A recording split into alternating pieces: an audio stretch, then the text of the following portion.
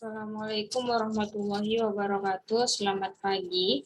Perkenalkan, nama saya Maulidia Hairunisa. Nah, jadi saya di sini akan mempresentasikan hasil rekayasa ide saya, yaitu yang berjudul Bagaimana Melakukan Konseling dengan Menanamkan Nilai-Nilai Pancasila.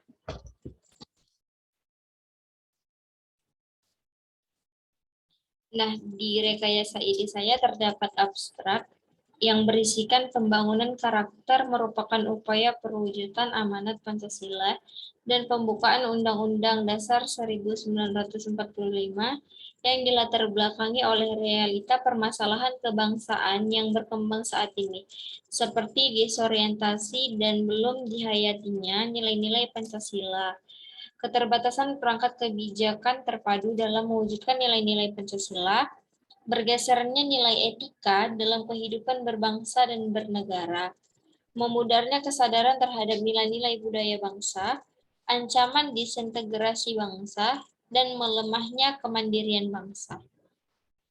Lalu timbulnya pendidikan karakter bangsa pada tingkat satuan. Pendidikan disebabkan oleh kondisi bangsa ini yang semakin menunjukkan perilaku tidak terpuji dari tidak menghargai budaya bangsa. Nah, nilai-nilai Pancasila merupakan pengikat sekaligus pendorong dalam usaha menegakkan memperjuangkan kemerdekaan sehingga menjadi bukti bahwa Pancasila sesuai dengan kepribadian dan keinginan bangsa Indonesia. Nah, jadi Pancasila merupakan sublimasi nilai-nilai budaya yang menyatukan masyarakat Indonesia yang beragam suku, ras, bahasa, agama, pulau yang menjadi bangsa yang satu. Nah, lalu ada bab 1 yaitu pendahuluan, yaitu ada rasionalisasi rekayasa ide, lalu tujuan rekayasa ide, dan manfaat dari rekayasa ide.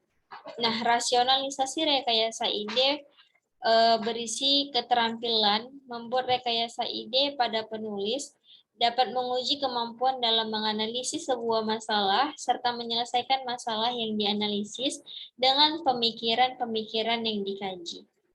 Lalu ada tujuan rekayasa ide, yaitu adapun tujuan dari rekayasa ide ini dibuat ialah untuk pemenuhan tugas psikologi pendidikan dan untuk mengetahui lebih dalam tentang pendidikan Pancasila.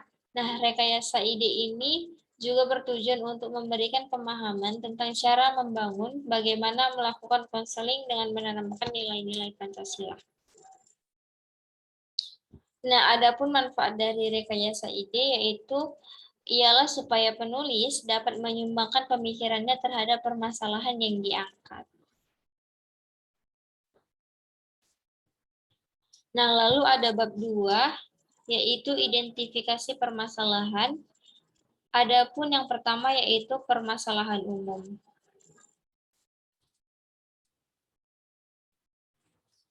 Nah, permasalahan dalam dunia pendidikan saat ini yaitu rendahnya mutu pendidikan nasional.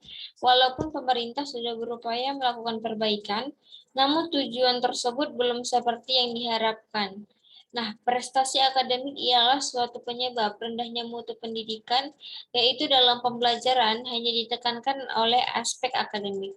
Nah, sedangkan dari bidang di luar akademik, misalnya nilai-nilai moral, belum diterapkan dengan maksimal. Nah, nilai moral sangat penting untuk membangun kepribadian siswa. Moral adalah peraturan nilai atau norma yang diterapkan di masyarakat sebagai acuan bersikap dan bertingkah laku. Siswa yang bertingkah laku tidak sesuai aturan yang ada di masyarakat bisa dikatakan mempunyai moral yang kurang baik, bahkan dikatakan tidak punya moral atau aturan. Nah, rendahnya nilai-nilai moral siswa disebabkan karena tidak memiliki sistem nilai sebagai acuan dalam kehidupannya. Siswa yang tidak mempunyai sistem nilai sangat mudah untuk dipengaruhi dan meniru sesuatu negatif di masyarakat, tetapi dianggap positif oleh dirinya sendiri atau diri mereka. Nah, sekolah sebagai pengelola pendidikan formal harus dapat merubah sistem pembelajaran yang fokus pada aspek kognitif menuju pada sistem pembelajaran pada aspek kognitif, psikomotorik, dan afektif. Fenomena runtuhnya solidaritas pendidikan moral di sekolah atau tidak mau kita harus memikirkannya. Nah, secara teoritis dan faktual, pendidikan moral yang pertama dan utama adalah di rumah. Nah, faktor pertamanya adalah lingkungan keluarga. Terlalu sempit sebagai tempat mendapatkan dan berlatih menerapkan nilai-nilai moral. Nah, peserta didik pertama kali memperoleh nilai-nilai moralitas yang digunakan sebagai acuan diperoleh dari orang tua atau lingkungan rumahnya. Tetapi harus pula diakui bahwa menyerahkan pendidikan moral sepenuhnya kepada orang tua ternyata kurang memadai. Nah, hal ini terjadi banyak orang tua masa kini hampir tidak punya waktu untuk mendidik anak-anaknya karena mereka sibuk mungkin dengan pekerjaannya. Nah, jadi semua itu diserahkan sepenuhnya pada pihak sekolah. Nah, lalu faktanya di sekolah seringkali nilai-nilai yang diberikan guru lebih diikuti oleh anak-anak daripada orang tuanya. Lalu yang B ada identifikasi permasalahan.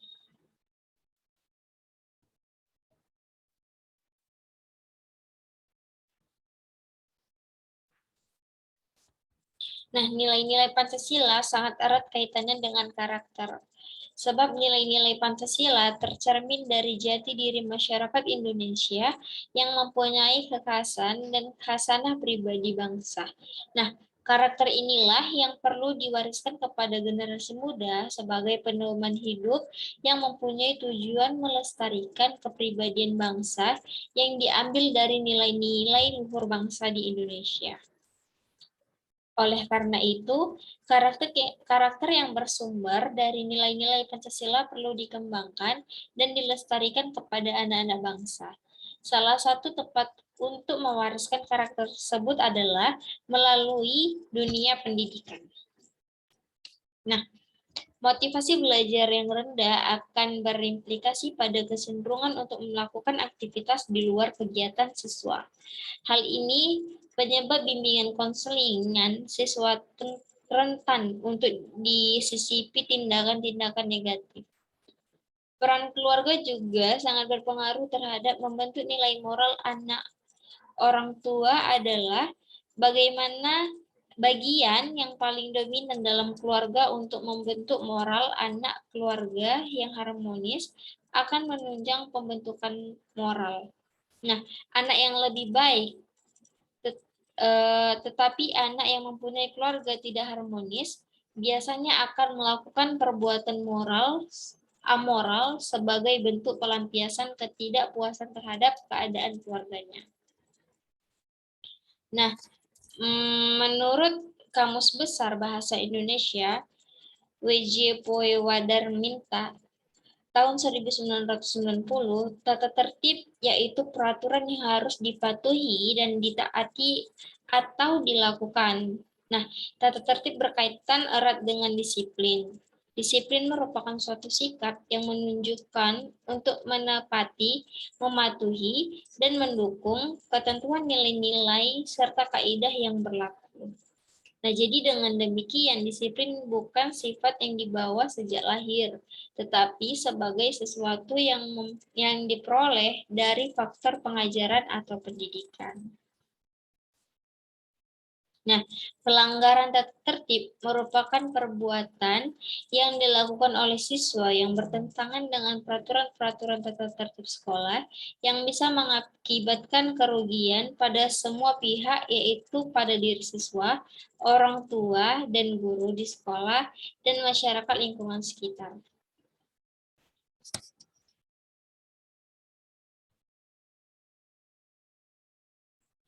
Lalu ada bab 3, yaitu solusi dan permasalahan. Nah, solusi dan pembahasan permasalahan.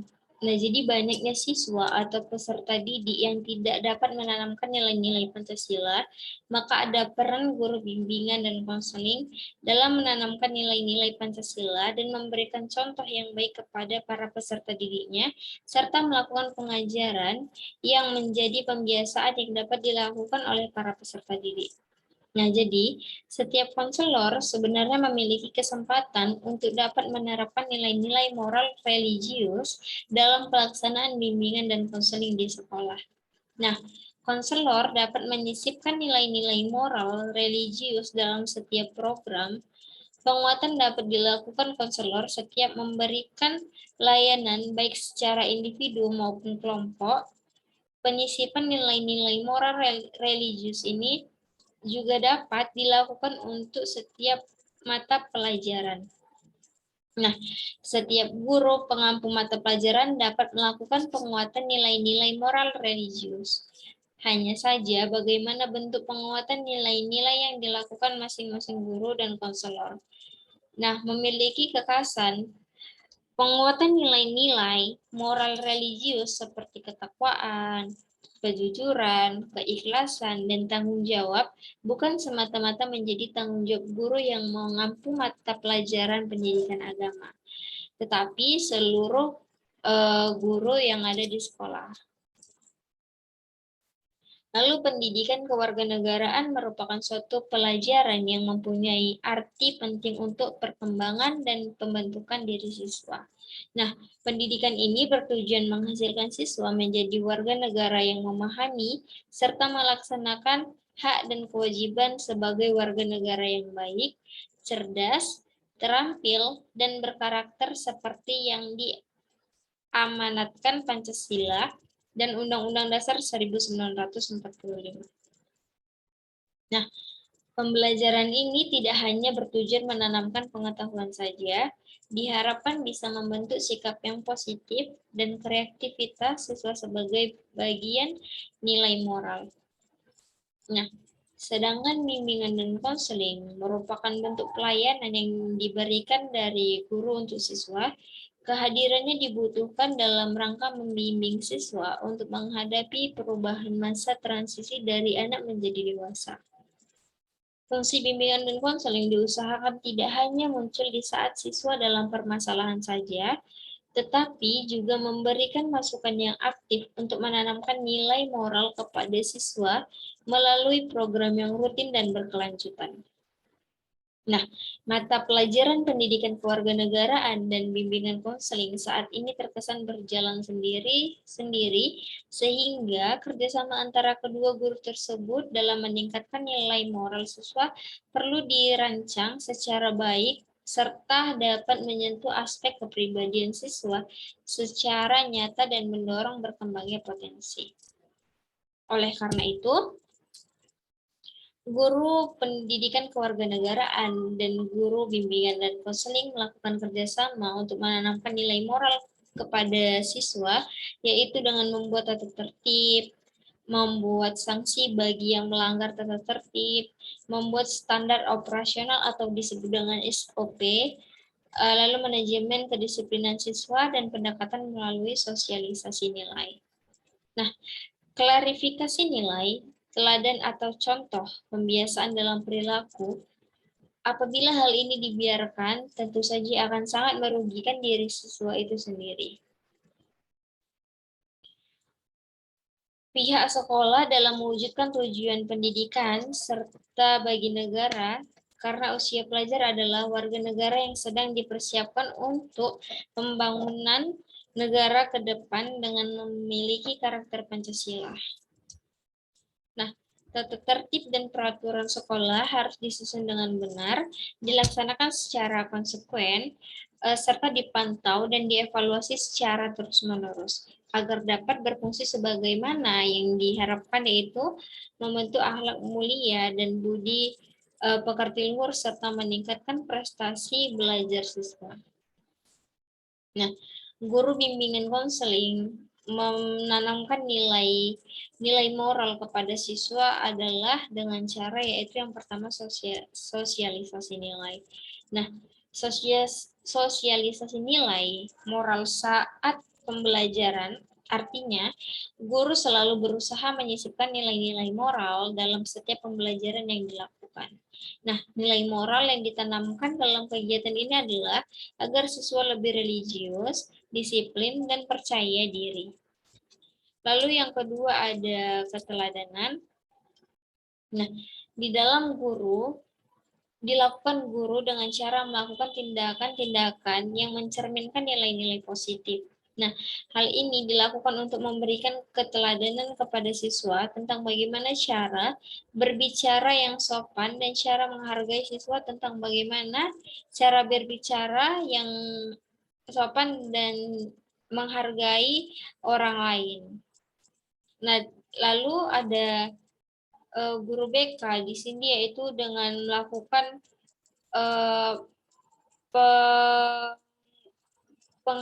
penghidupan bel tepat waktu agar anak-anak dan para peserta didik itu dapat melakukannya nilai-nilai positif yang sudah diterapkan di sekolah atau yang sudah diajarkan oleh guru BK. Lalu ada yang ketiga yaitu pembiasaan. Nah, beberapa indikator kegiatan pembiasaan yang dilakukan guru pendidikan kewarganegaraan dan bimbingan konseling dalam menanamkan nilai-nilai moral kepada siswa antara lain seperti membiasakan menjaga kebersihan. Nah, guru selalu mengajak siswa untuk memelihara kebersihan lingkungan sekolah, terutama lingkungan dalam kelas. Nah, jadi dengan adanya kenyamanan atau bersih dalam lingkungan kelas itu, maka belajar akan menjadi lebih nyaman. Jadi tingkat kedisiplinan siswa dalam menjaga kebersihan terlihat masih kurang pada saat di setiap sekolah karena kurangnya kesadaran yang mereka miliki.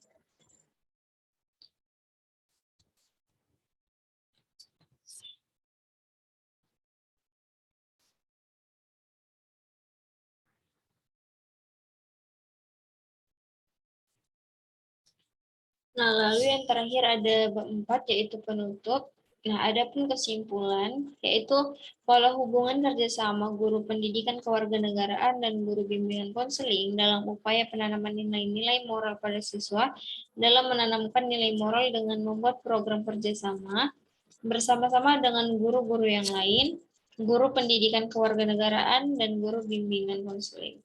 Nah, peran konselor dalam penguatan nilai moral dapat dilakukan dengan memasukkan religiusitas dalam pelaksanaan bimbingan dan konseling itu sendiri. Nah, konselor dalam hal ini dapat menggunakan teknik family therapy dengan 3 asumsi dasar yaitu agama sebagai sumber kekuatan, agama sebagai budaya, dan agama sebagai konteks. Sehingga dengan penerapan dasar ini mampu menjadikan peserta didik atau klien menjadi manusia yang menjunjung tinggi nilai dan moral dalam kehidupan sehari-hari.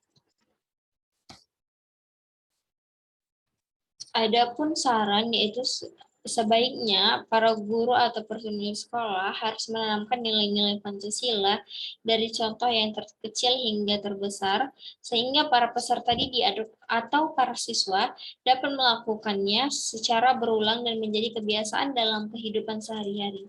Nah, guru bimbingan konseling dapat mengarahkan dan mengajarkan para peserta didiknya untuk melakukan hal-hal yang positif, sehingga banyak manfaat yang didapatkan. Sehingga terjadilah pembentukan karakter yang baik.